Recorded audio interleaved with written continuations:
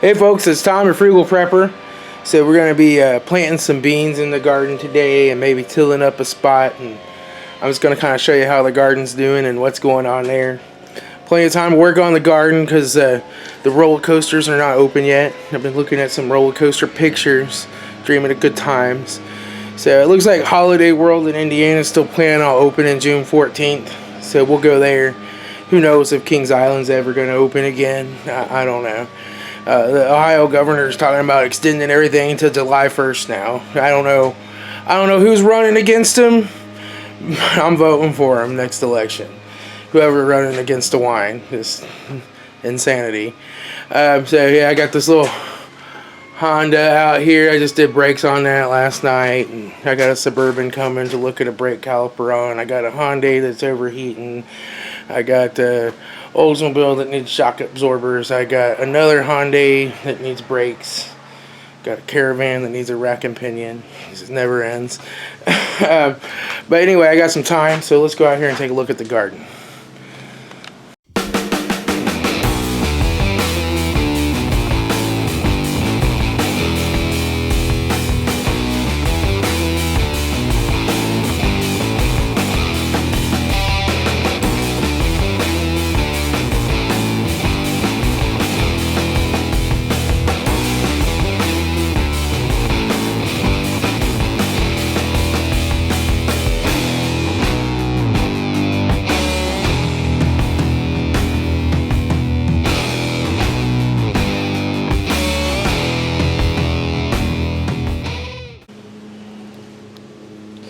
So here is my son, his first time on Mystic Timbers. And you can see by that look on his face that he's wondering if he made a mistake on the way down the lift hill there. And so then years later that year, after he rode it a few times with me, we're just like having a blast in that same spot. Like, ends up nothing but fun. Anyway, let's go out here. Here's the beans I'm going to be planting. These are just going to be some, what are these, Blue Lake pole stringless. I haven't grown Blue Lake. I usually do the Kentucky Wonder or whatever. But let's head out here into the bright light. So here's some seedlings over here that I'm going to be planting. There's a couple of yellow squash right here in the middle. And then there's let's see, these are probably spaghetti squash. Yeah, spaghetti squash. And there's some pumpkins and some butternut squash. So what we'll probably be doing is today we'll till up this area right in here. I'll do a little tilling and we'll get the winter squash planted and they'll just grow out into the grass here. So here are my pepper plants. They're happy and growing. You see the top leaves are still getting a little wrinkly, and that's normal. That's a calcium transportation issue from overnight temperatures. I have a video. I'll put a link to that up in the corner. Onions are down here. What survived of them. They just got washed out with a lot of rain. But I kind of went through and weeded them a little bit with my circle hoe to take some of the weed pressure off of them. We'll see. I never really have great luck with onions. In the middle here's the potato plants. These have been treated with diatomaceous earth. See these little holes in the leaves? And I don't know if I'll see any adults in here now or not, but it's Colorado potato beetle. They don't realize this is Ohio, so they're here. I think Oh Happy Gardener, I'll put a link to his channel. I think he brought them over here because he came over, he's like, yeah, we were getting rid of potato beetles today, and then a couple days later I got them. So, but I'm not seeing any adults in there right now. I just went through and picked what I could find and killed what I could find, and then what I do is a foliar spray with BT to wet down all the leaves. And then sprinkle diatomaceous earth in, and then just bat it around with a broom. So the little young babies, when they first hatch for a week or so, BT will kill them when they first start to eat, and then the adults, the diatomaceous earth will kill them. So or hopefully it will. Okay, so a hole in this leaf. I don't see any adults, which is probably a good thing. So anyway, over here is tomatoes. So down here is a beefsteak that is starting to come back, and then we've got Supersonics, mortgage lifter right here that's coming back, and then all of the others are supersonic. Here's the peas. They're growing. Happy peas. And then these are the cherry bell radishes. I'm just letting those grow to seed. They've had something eaten on their leaves too. That might be potato beetle. Potato beetles will move to other plants once you treat them. So I'm not too worried. I'm just growing those to seed. But you can see there's a little cherry bell radish under there. Now once they let them grow this big, they're real pithy and you won't want to eat them. Cucumbers got transplanted yesterday. They're looking like they could use a little water. I just didn't get to it yesterday. You see these are kind of wilting down here, but those look pretty good. But they'll come back. So I'm going to be planting the pole beans right in this little area right here. So and then they'll just grow up these strings. Now cucumbers you typically plant 8 inches apart for a vertical growing cucumber. There are bush cucumbers, but these are Boston pickling. And then I found that I put an extra string in between each plant because these Bostons will sucker like crazy, and it gives it some more room for them to sucker and cling on to and grow. If I prune suckers on these, I significantly reduce the yield, so I don't prune the suckers. Now, like on a straight 8 or something like that, I will. More tomato plants. And so over here I planted beans. See, it's been about 6 days now. I don't see them poking through the soil yet, so we'll just keep those covered up until I start to see them poke through the soil. I put the burlap on there. It does a couple things. It helps retain a little moisture in there. It keeps the birds from eating the seeds, and it keeps the seeds from rolling when they get watered, which will kill them, keep them from germinating. So I found covering these with burlap works really well. So I guess with that, we'll go ahead and get started. I've had quite a few questions about the string that I use, so I'm going to cover that real quick. Alright, so let's talk about the string that I use with mitt lighter. Now, a lot of people use the orange poly baler twine, which I think is fine. This is a bucket that I had from a wiring cable job a long time ago, and I've been using this for my garden since 2011 now, and I pulled a lot of string out of this bucket, and there's still a lot left. So this has a 210 pound tensile strength, and I'll just read it off here to you. It's polyline, shrink wrapped, knotless. It really doesn't, it doesn't kink up or anything. And somewhere on here it tells you it's UV and mold and mildew resistant. But this works well. This is the blue. They also make like a green and maybe a red, and that's just different strengths. But this is really strong, and the nice thing is it's also flat, so it doesn't girdle the plants. I just find that this works extremely well. The one bad thing about it is the ends will fray up on you over time. But I have pieces of string I put out this year, which were ones I originally cut in 2011. So it definitely lasts. The sun doesn't affect it. It's plenty strong. So let me show you how I do this. Oh, here is my ever-bearing raspberry plant. It's doing real good, man. Those leaves are really coming on it now. So that thing's gonna survive its transplant. I'll also be tilling up over here. I'm gonna put some strawberries out on this side. Okay, so the first thing we're gonna do is just, I do 12-foot pieces. It seems about perfect. And so from my middle fingertip to my middle fingertip is 6 feet. So I just do that twice, like so. And then we'll just go ahead and cut it right here. Let's grab my trusty Harbor Freight scissors. Now, to stop this from fraying, requires a propane torch. I mean, I guess you could just use a lighter or something too, but I'll just kind of show you what I do. So we turn on the gas, lighter up, we got flame, And then I'm just going to take my string and put it towards the bottom of the flame, which is the coolest spot, and just kind of melt this back a little bit like so till I get a little blob on there. Just like that.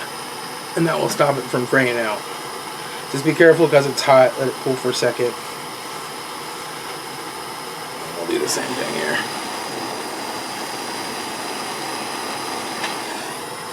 There we go. Well, it doesn't really blob up like I wanted. You gotta be careful when you use that bottom part of the flame. If you use the top, it'll just melt too fast. But just get you a little blob of plastic on there, like so, and it will no longer fray up on. Okay, so what I do, and I'm not leaving this string here, I just make a little space. I just come down here and I make a loop, and I just tie this around, kind of a basic slip knot on the bottom, but it's one that you can get untied.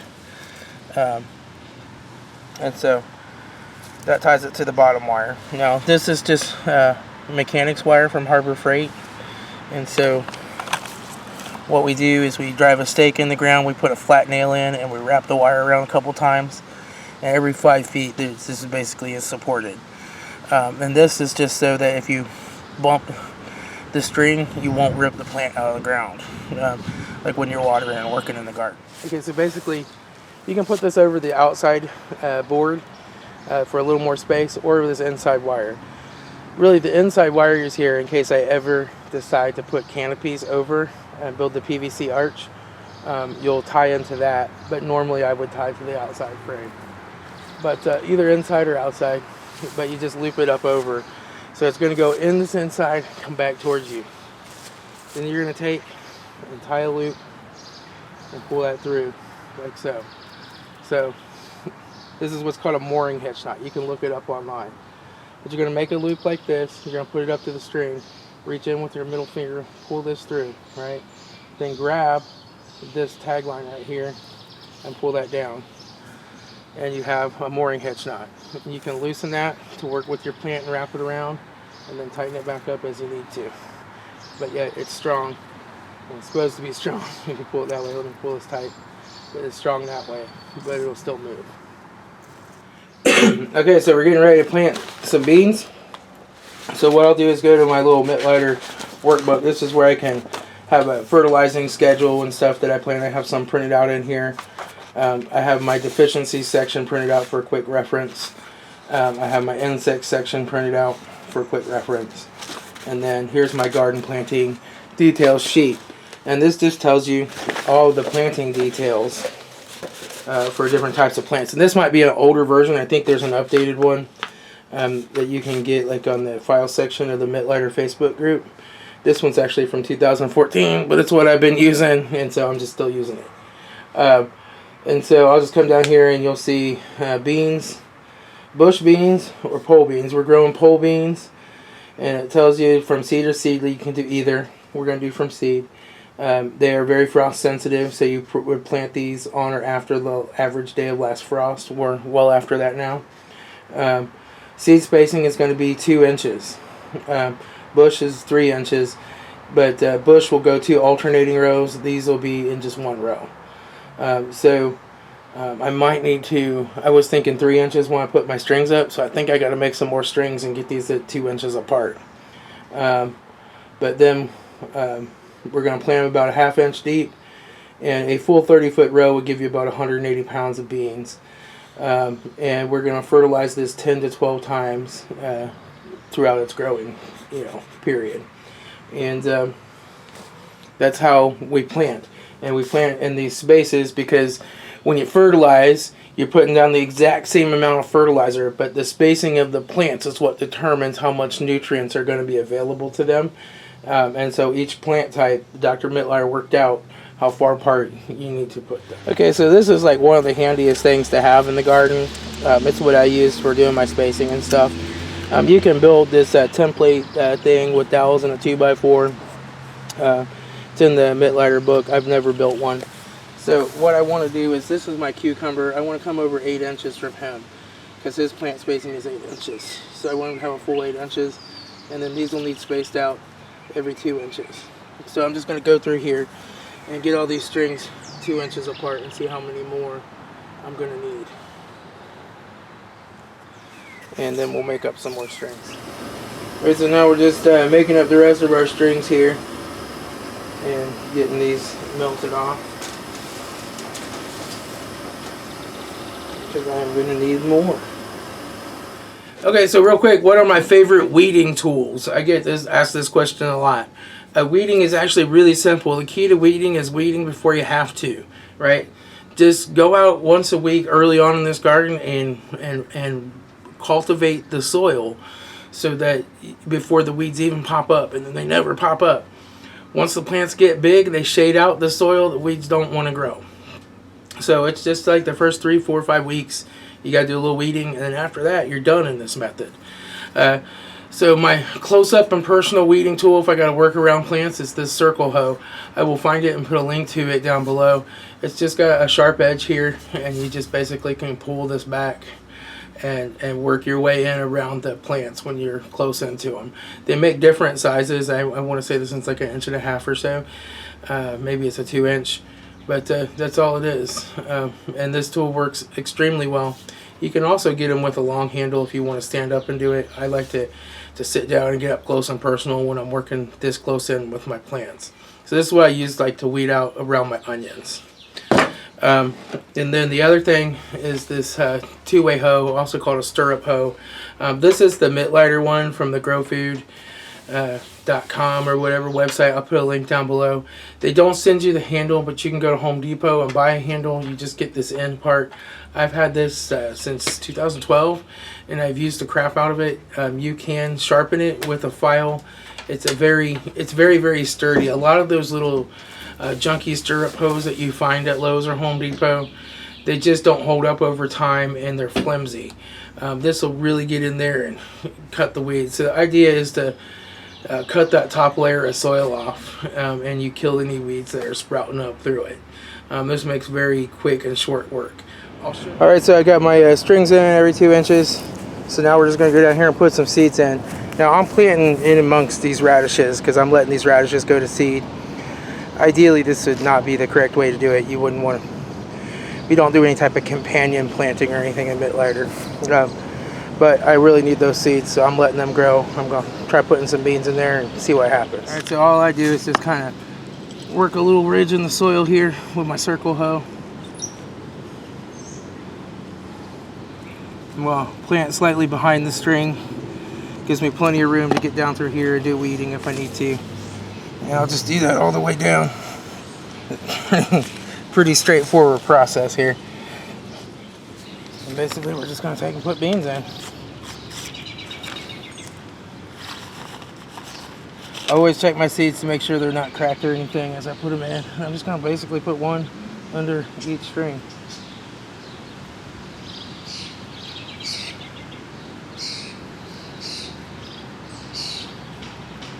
These seeds look pretty good.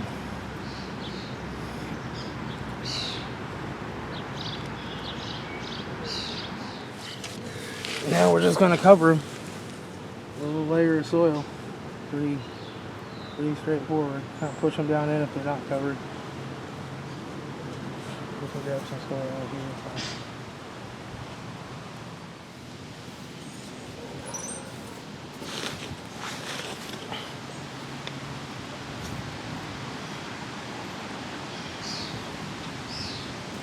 Okay, now I'm going to cover them with some burlap. Okay, so basically I'm just going to take my burlap and work it around here. And basically what I'll do here is just cut this right here. I have big giant rolls of this, so I'm not worried about cutting it.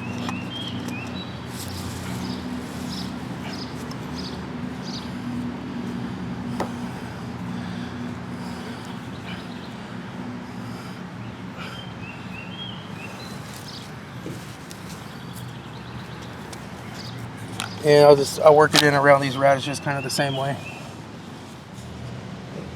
Alright, now we just got to water it. Okay, so now while I'm watering, my cucumber transplants all need a little dose of nitrogen. This is just urea 4600. Just make sure you water this in right away. I'll just put a little dab of it by each plant. This just helps them get a real good start because they're going to have a little transplant shock. And then it's time for my weekly feed on everything else too in this bed, so I'll go ahead and get that down. Hi, Mr. Tucker Kittens. Kitty kitty. What are you doing, buddy? Are you going to do the rolling around on the ground thing again? Meow. It's a nice day, huh? Mommy's gonna get you some chicken. Mommy gonna get you some chicken. Yeah, Mommy get you some chicken. Then you'll be a happy kid. Kitty kid. Alright, so I'm just gonna put some weekly feed down along here. Really, it's just a half of this jar per 10 foot. But I got some, I'm not going to put weekly feed on those cucumbers yet until they get into next week. We'll just sprinkle this down along, try not to get it on the leaves.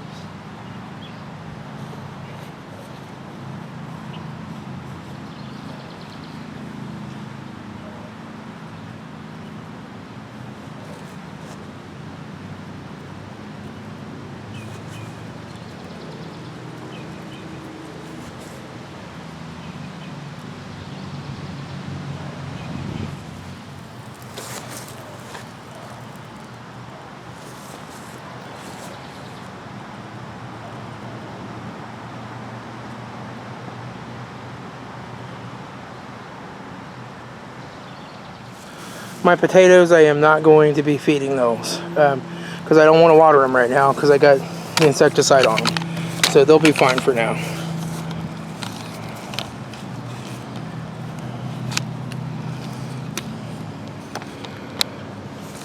So this will be kind of my first feeding for the peppers.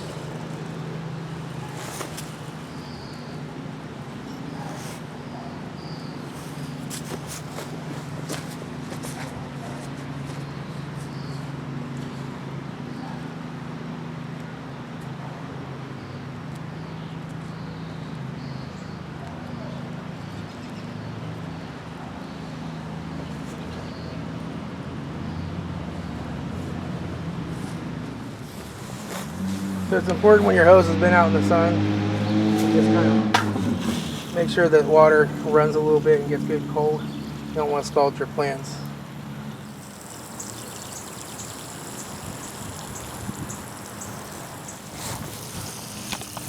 And pretty much the same thing for the peppers here. Water them in.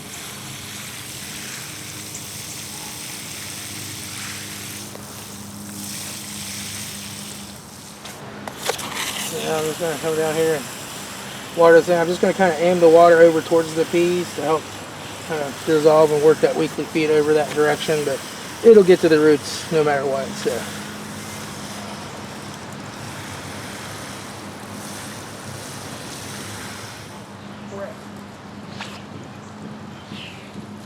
We've got a hose malfunction.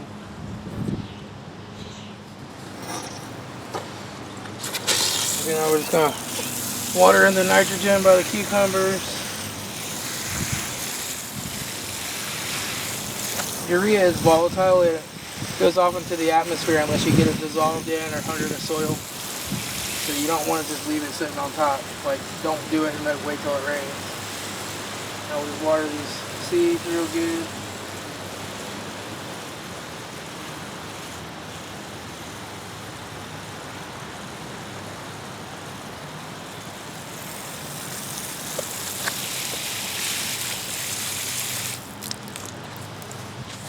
So if you want to see the garden sometime, just to see how it's doing, you can always check in, because over here on the corner of the garage behind me is my webcam that is broadcasting live all the time, 24/7.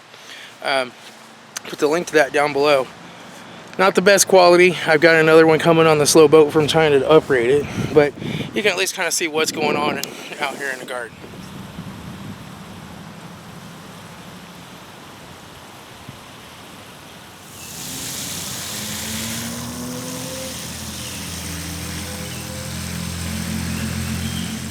Right now I'm just going to throw some water on these other bean seeds. All this is available in the Mittlider gardening book. You can buy the soil bed gardening book or get that, download it for free still, I think. But the one with the grow beds, you gotta pay for, or grow boxes, I should say. I kind of do a hybrid soil and a grow box that's sunk in the ground method. But that's how I plant it. I might do a few little things different, but you know, I'm not like a gardener, really. I'm just a guy that follows the Mittlider method and gets food. I don't guess. I just follow the method mostly, and things grow. Now I gotta work on these cars. So this is a Hyundai something or another. It's got the 3.5. I went over and looked at it the other day. It had no coolant in it. It was overheating. I told them, put water in it, bring it to me. I'll figure out where the leak is, and we'll put coolant in it. And they drove it over here with not putting water in it, overheating. So who knows? We'll see if the heads are cracked. People. This is one they put the transmission fluid in the brake system a while back. And so she came over yesterday and she's like, I smell something burning, and these brakes were hot, 450 degrees on this wheel, where the other side was 149-ish, you know, like 150. So I did get rid of my Harbor Freight jack stands. So I have 4 jack stands that were in the recall. Took this back, got me a gift card. And I have 4 jack stands that were not in the recall. Put those out front with a free sign on them. So I bought these AC Delco ones that look pretty nice. I like that they have the beat on the bottom so they won't sink into the asphalt on hot days. Pretty legit. But I also bought these, and I'm going to buy some more. These, I'll show you. So these have, they come up like so, and they lock in good. But they have a pin that you slide in here, and that actually locks on an extra tooth, and it prevents the handle from being lifted at all, and it locks on an extra tooth above the pawl, so you got 2 points of support on them, which I really like that. And the welding on these seems to be really nice as well. I got these off of the Lowe's website. These are the Big Reds. I have a set of Big Red 2-tons that I carry in my mobile loadout. They don't have the safety pin, but they've been great jacks. But you can just tell this isn't like some cheap splotchy weld. Now, I got these other AC Delcos at the O'Reilly. But if you look down in here, you can see all the splotchy welding and stuff. I'm just not so sure about these. See, there's a hole in that weld right there. So, not as good a quality here. So I may be getting rid of these. But the 6-ton ones look like they're done really well. They're probably made in different plants in China. But I think I'm going to get some more of these. They have this in a 6-ton version as well. So I think I'm going to do that. But for right now, these are kind of my main ones that I'm using. Got the good stuff, Chuck. You better stay over here or Waffles will eat it. Hi, Waffles. Where's he been? I don't know. Chicken came out and he just appeared out of nowhere. Oh, damn it, Waffles. You just swat him, Chuck. Tell him to go away. No, you need to go home. You have a home. Go to your home and get chicken. Alright, so I got the new caliper here. Let's go ahead and put a little bit of brake grease on here.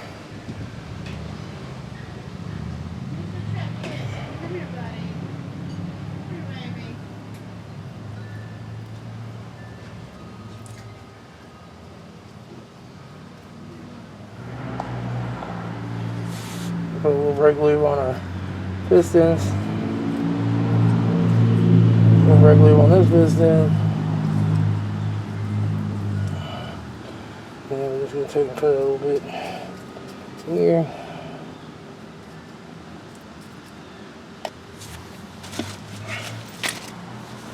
Lift this up.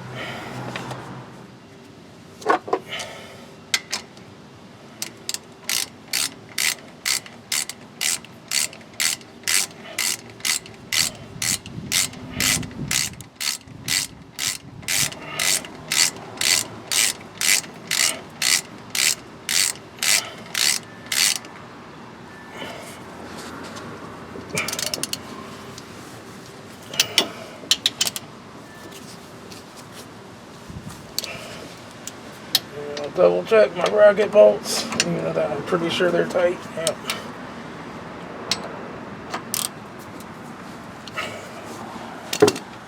Okay, now I just gotta move my brake line over.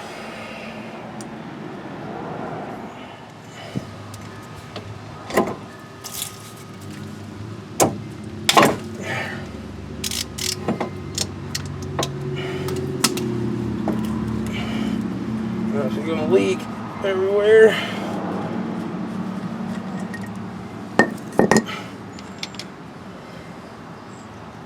Copper washer.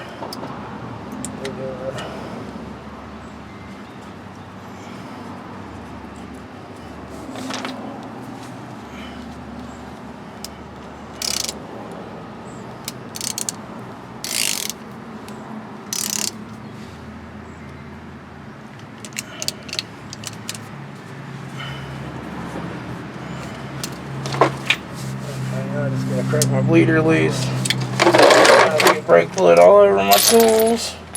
A little towel down there to catch it.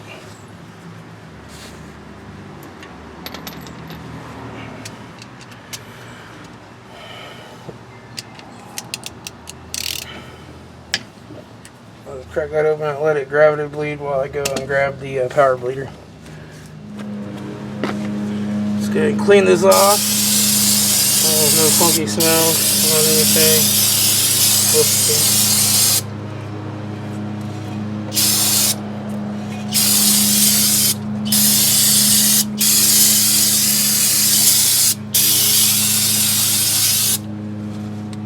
All right.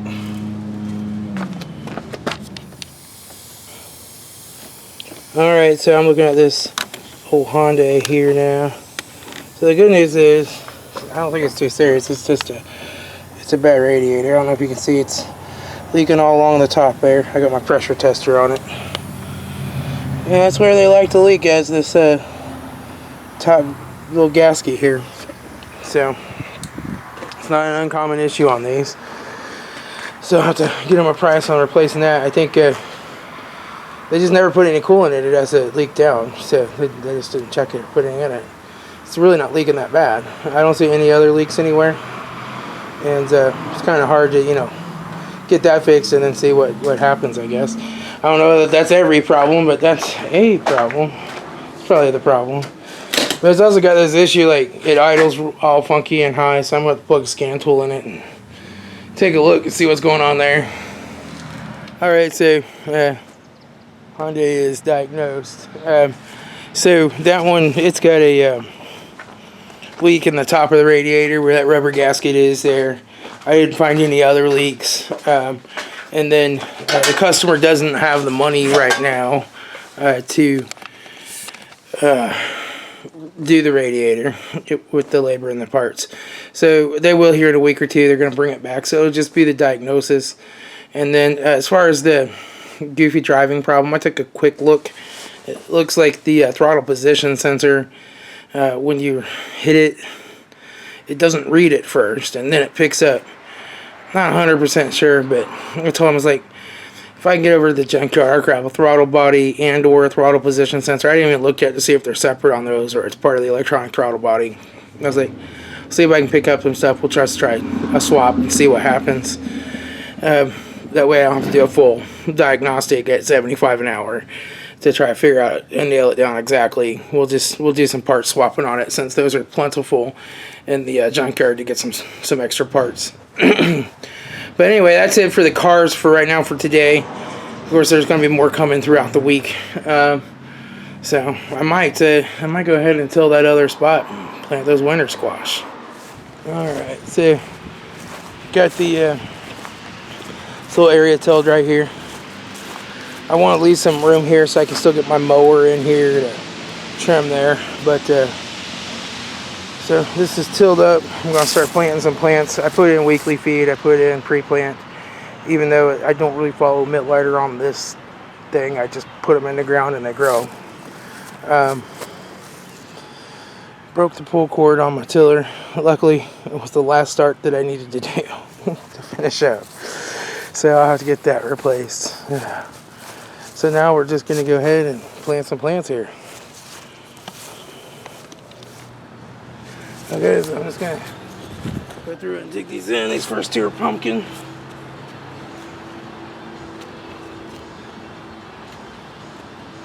There's some fruits under here. This is not ideal soil, but we'll just get them in the ground.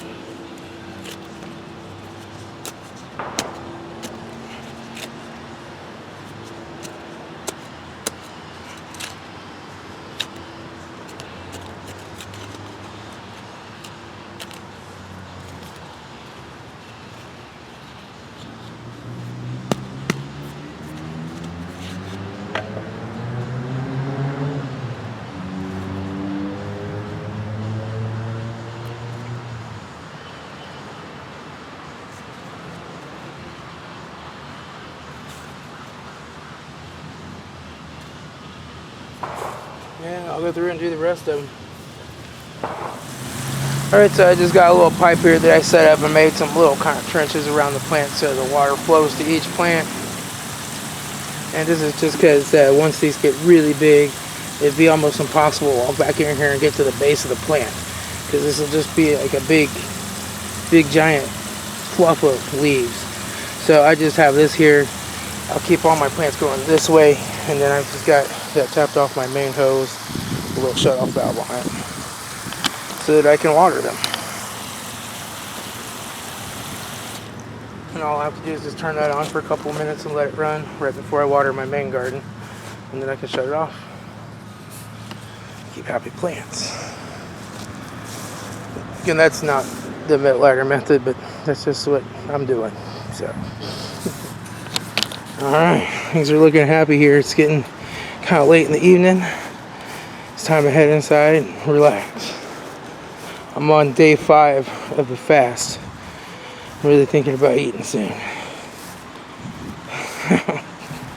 All right, so just gonna have a cigarette. Then we go inside and just take a shower and try to relax. I think I got quite a bit done today. I really want to till this area here, get ready for the strawberry roots that are coming, but we're going to have to fix the pull cord on the lawnmower, or on the tiller first. If I have to, I'll just hand dig that little spot. But probably should, before I shut it off, I should have ran over here and tilled that real quick. But that's kind of a typical weekend day around here in the spring. Just gardening and fixing cars and making money and saving money and fun times. All right, I'll talk to y'all later. Everybody, stay happy and stay frugal out there.